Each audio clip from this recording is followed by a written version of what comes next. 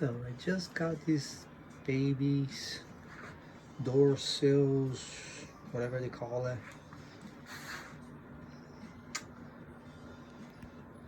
That's the one that I choose. You have like 8 options if I remember on the website. Can't wait to install those on my car. This one has the plastic covering on front of it, that's why it looks like that, but they're gonna look like this after. Can't wait to install on my car, but they're gonna have to wait because we had a huge, I mean not that huge, but we had a snowstorm. There's no way I can work on my car right now, so as soon as I have a chance, I will be installing these.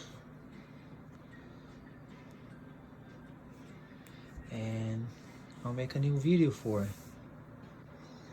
Can't wait. Looks nice.